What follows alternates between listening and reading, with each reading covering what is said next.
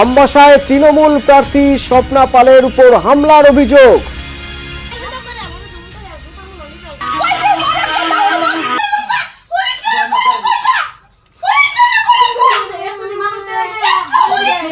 একুশ নম্বর ওয়ার্ডে তৃণমূল প্রার্থী লিটন দেবের উপর হামলার অভিযোগ বিজেপির বিরুদ্ধে।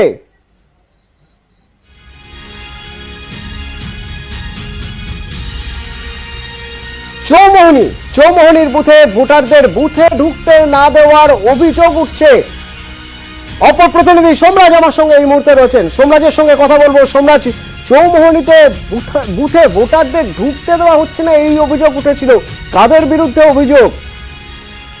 দেখো, মূলত অভিযোগ বিজেপির দিকে, যদিও বিজেপি অভিযোগ অস্বীকার করছে। মূলত আগরতলা পুর নিগমের 48 নম্বর ওয়ার্ডের হাপানিয়া হাসপাতালে চৌমোহনী সংলগ্ন কার্তিক চৌমোহনী থেকে ভোটারদের বের করে দেওয়া হচ্ছে, এমনটাই অভিযোগ জানায় সিপিএম নেতৃত্ব। যদিও বিজেপির বিরুদ্ধে অভিযোগ হলেও বিজেপি সেই অভিযোগ অস্বীকার করছে। অন্যদিকে তোমাকে এই মুহূর্তে একটি গুরুত্বপূর্ণ খবর জানিয়ে রাখি। 51 নম্বর ওয়ার্ডের তৃণমূল কংগ্রেস প্রার্থী তপন কুমার বিশ্বাস সহ আরো কয়েকজন আক্রান্ত হয়েছে। এই অভিযোগ করছে তৃণমূল কংগ্রেস। কিছুক্ষণ আগেই এই ঘটনা ঘটেছে 51 নম্বর ওয়ার্ডে, আগরতলা পুর নিগমের 51 নম্বর ওয়ার্ডের তৃণমূল কংগ্রেস প্রার্থী তপন কুমার বিশ্বাস সহ আরো কয়েকজন আক্রান্ত হয়েছে, এমনই অভিযোগ করছে তৃণমূল নেতৃত্ব।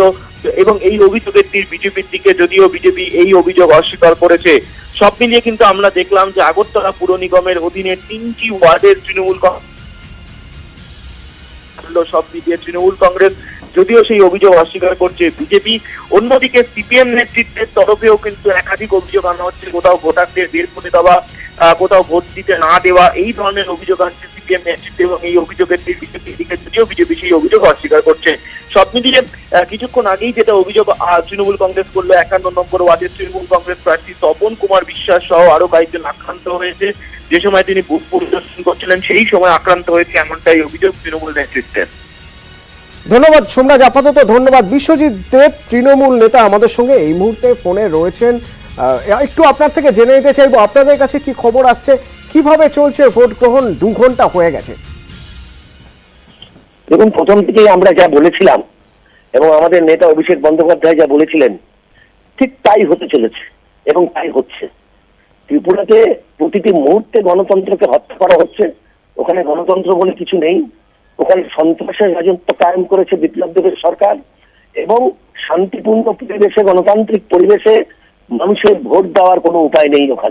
ওখানে বাইক বাহিনীর তাণ্ডব এবং আর্মারদের তাণ্ডব, এই তাণ্ডবের মাধ্যমে তারা ভোট লুট করছে এবং এই লুটের মাধ্যমে করছে মানুষের রায় তারা মানছে না এবং আগামী দিনে কিন্তু মানুষের জবাব দেবে।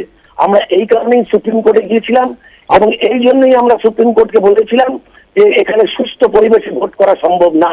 এবং ঠিক যা আমরা